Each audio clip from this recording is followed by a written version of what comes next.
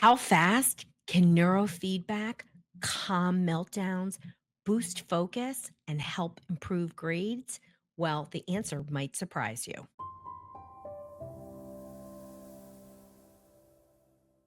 Let's talk about how quickly neurofeedback can start reducing symptoms and improving brain health because you've got questions and I've got answers. So, neurofeedback, you need to think of it as a non medication approach that creates short term wins, right? So, you get some quick wins, but it's really a long term solution for brain regulation when you follow treatment recommendations, you are doing the recommended number of sessions in the right type of frequency. We're going to talk about that.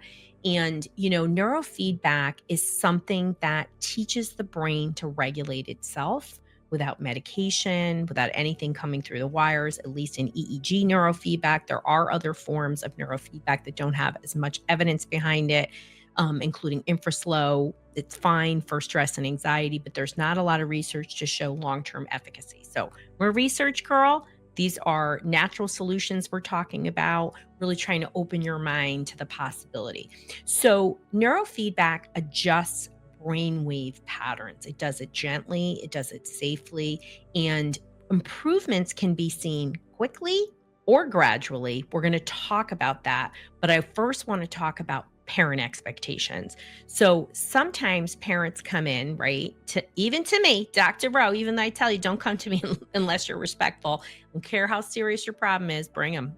I love hard cases because for me, we got nowhere to go but up, right? And if I have parents that have, faith in themselves and faith to whatever religion they believe in, we can really create a lot of awesome things. And I am way more than a neurofeedback provider. I am somebody where we have a 6 month or longer program. Sometimes people stay longer, but majority of people do amazing. So we want to make sure our expectations are right. We are a society of everything's going to happen yesterday. Patience is not my virtue. In order to win, it requires a lot, right? You know, football players who are in the NFL, they didn't just become a football player. They had to practice, they had to do a lot of stuff. They had to activate their muscle memory where they don't have to think all the time, right? They had to get inside their heads and have a lot of belief and confidence. It's the same thing with any treatment. So, this idea that a pill can fix things is silly, right? So we have to focus on skills, not pills. And even in neurofeedback, I want to set that expectation. This is one part of the puzzle. We have to take a multi-pronged approach. With my PANS folks, I talk about a 5-pronged approach, right? It doesn't matter what it is. We need a multi-pronged approach because we have to regulate the nervous system and then we have to come in with new learning so that whatever is going on, your child isn't reading or they're impulsive or they don't get along socially or whatever it is. We have to teach the skill if they haven't been absorbing it. And when you have a dysregulated kid, whether they're under or overstimulated, I promise you that they have not been absorbing. You know that because you're repeating yourself. So, want to be clear about that. So, let's talk about what's typical in neurofeedback, and then we're going to dive into how quickly neurofeedback works. So, typically, people are doing about 40 sessions. If you do less than 20, it's really almost a waste of time because less than 20, it could be 15 for some people. I know you're like, it's me. We'll talk about some of the factors. What happens is that the brain didn't get enough reinforcement to learn a new response, right? So think of it like working out at the gym. If you went once a week, I don't know if you're really going to achieve anything, right? But you go 3 times a week, you're going to get better definition. You're going to lose a little weight. You're going to sleep better. You're going to get a lot more results from it. And the same thing with neurofeedback. So you must go 2 to 3 times a week. Sessions are about 30 minutes. Again, we're talking EEG neurofeedback. That is what I do. That is what I talk about.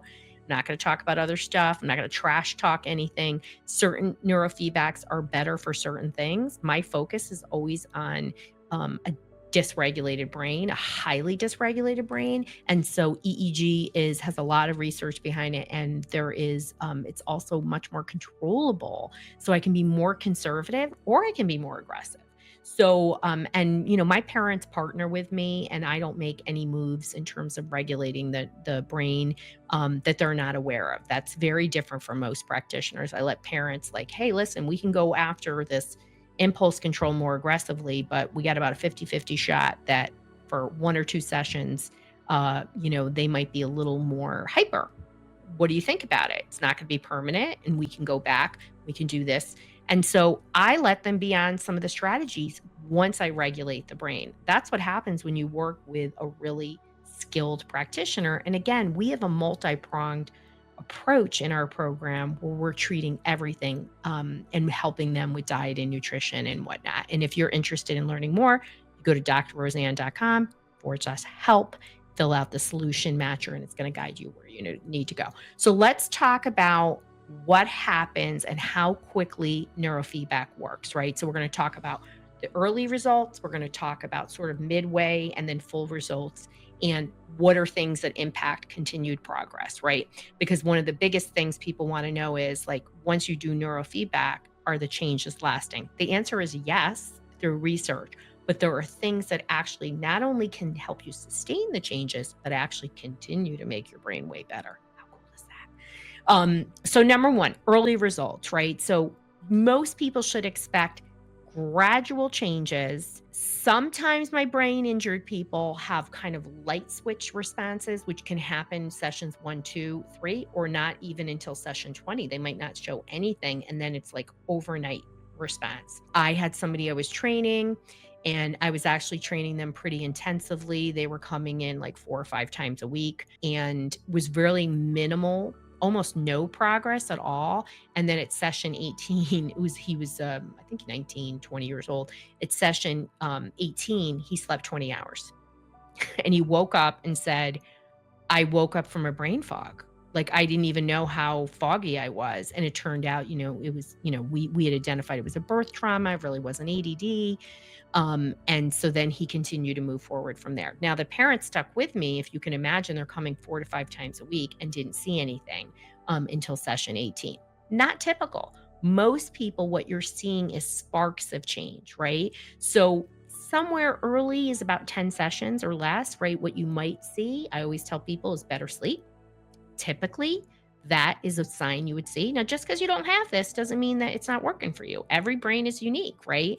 You might see decreased irritability, and you might see better mornings, right? Because if the sleep is better, you might see more calm, less resistance to things in all areas. Those are some of those early signs. And when you see changes in the symptoms, you're going to see them for small amounts, right? So, like, let's say your kid is a rager. So you might see like, wow, they're a little less rageful, but it might only occur around the session or the next day, and then it dissipates. Until the brain learns a new response, you're not going to see changes in intensity, frequency, and duration that are lasting. Like, wow, 20% less. It can be varied and everything's different. And when you work with somebody like me, where everything I do is strategy, what are the accompanying things? We'll talk about some complementary strategies that boost it and help it and can synergistically work. Okay, midway, probably sessions 15 to 25. Most people, sessions 15 to 20, the brain changes its set point from that unhealthy response to a new set point. It's not the end result, but now you've moved where there's some changes, intensity, frequency, and duration of behavior or behaviors that are consistently improved, right? It doesn't mean every single one on that list. We really try to focus on 3.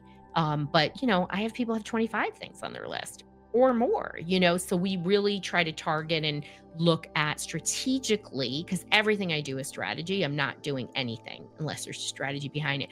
Which ones we're going after that will actually help to just naturally suppress the other ones that are causing a problem, right? That's what happens when you go to a licensed clinician who's been working with kids and is a therapist. Like everything, I understand kids' behavior and the ripple effect on their academics, their home life, socially. Okay, so midway, you should start to see improvements in focus, just kind of being more with it. I did a review on Thursday and the mom's like, he's just more with it. Like, I can't explain it. And I was like, I get it, So what does that look like? Right. So this was a kid, young child, lots of focus problems, could actually respond without emotional reactivity for the first time in his life. How cool is that? I love this stuff. It makes me cry. It's just, you'll see behavioral improvement and then increased emotional regulation. That's typically what you see midway. Now, again, you typically see a few of these symptoms get significantly better, not the outcome you want, but you're pretty excited, right? And again, 15 to 25, that's that midpoint. Full effects. What do you see around 40? And yes, again, people do go beyond 40 sessions with me for a variety of reasons, but most of the time it's because they're so happy with what they've seen, they want to keep going, right? I would say that's the majority of my cases. Now, there are factors, complexity and whatnot. I have people who are super complex. So sometimes, we're just getting to a midpoint at 40 for some people. Not that they're going to 80, but on occasion somebody does. And some of the most common reasons, probably autism, because of the difficulties with neuroplasticity. I got lots of workarounds. When people come to me, I'm like, this is the way for us to shorten how much neuro we're doing. So what you're going to see in full effects, better focus, attention, memory, learning, that processing speed is going to be way better. Again, more with it, right? You're going to see hopefully better academics and grades. That tends to be one of the top things people are looking for, even though I would say a lot of my kids do fine in school and they're just a nightmare at home, right? Because they're letting go, right? They're not doing it on purpose. You're seeing more calm and regulated behavior, and you're seeing that in different ways. So again, something that really set you off where you would have maybe been, a teenager would have been in his room for 3 hours. Maybe they're only in there for 10 minutes. That's huge for people. Huge, right? So doesn't mean you're having full symptom resolution. You're having a normalcy, right? Where there's a range of nervous system regulation where they then can learn a different response, because you can't just regulate the nervous system again and expect them to be totally different. You're going to see greater resiliency and, Lord hallelujah, greater flexibility. When I talk about some of these really challenging cases, even my autistics, like for parents, like to have kids that are more flexible, right? Because the anticipatory anxiety is down, or their obsessive thinking is down, or whatever it is that is activating them, right? And they're still who they are. Neurofeedback doesn't change who you are. It reduces those symptoms that are getting in the way of you being, a regulated, happy person. And everybody has a right to that. Every brain should be optimized, right? The astronauts do use this, many Olympians use this. So it's pretty incredible. Okay. So how do you keep regulating the brain after you're done, right? So as I said, does the changes last? Yes, the research shows us as far as 10 years out, anecdotally, on the rare occasion somebody comes back. Like I just had somebody complete, and they're like, can we come back like anytime just to see what's happened? And I was like, absolutely, you can. So, so what are factors that influence progress, right? Age, diet, symptom severity, co-occurring conditions, and your parenting stress or family systems, right? These are all factors that influence it. So the younger the brain, the more neuroplasticity, the more easy it is to train. I'm going to talk more about it. Diet is, outside of age, the single greatest factor in neuroplasticity. Yeah. So if you really have an anti-inflammatory diet, you just have greater flexibility. That doesn't mean you should wait to do this until you eat better, because you're not eating better now. And in fact, it's the opposite. You should do this so that you can help your kid be less restrictive, because you now know you have greater resilience and flexibility. And so some of this food restriction is just because your kid's in such a stress response that it's creating all these sensory issues.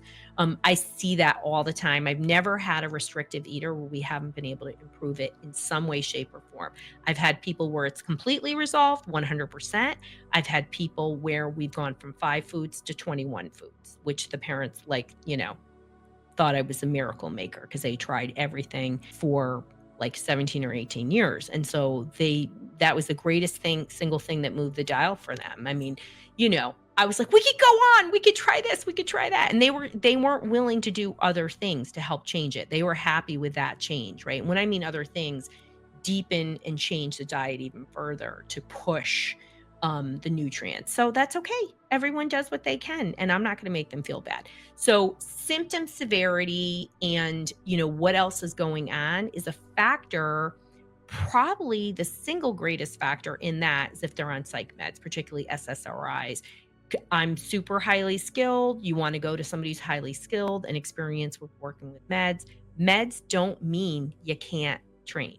Okay. It just means you got to be careful because your meds can produce a reaction because the brain, when it starts to regulate, won't need the meds as much. So you have to make sure you're working with a prescriber who's willing to titrate down or offer alternatives. It's the whole process. This is something you should be talking about with your provider. This is part of what we do in our program.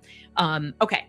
Complementary strategies are key, right? So dietary changes, neurofeedback doesn't work on its own. That's why we have brain behavior reset. It's a program because we used to just do neurofeedback and I was happy with the outcomes to a certain degree, but I believe everybody can really have dramatic symptom improvement.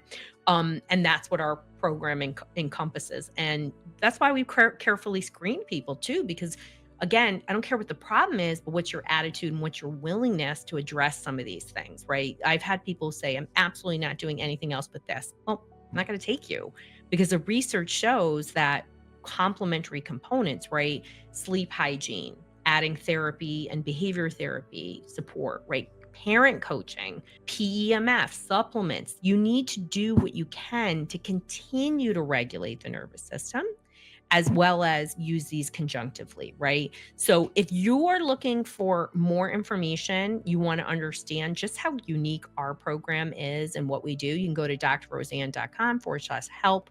Whether you want to learn about neurofeedback or you want more information about your kid's specific clinical issue like PANS PANDAS, OCD, autism, ADHD, a million other ones, just log in there. It's actually going to ask you which clinical area you want more info on. So you get more specific info and it's just going to match you to the right solution of where you're at. So I hope you're really thinking about neurofeedback as an option for maybe even yourself.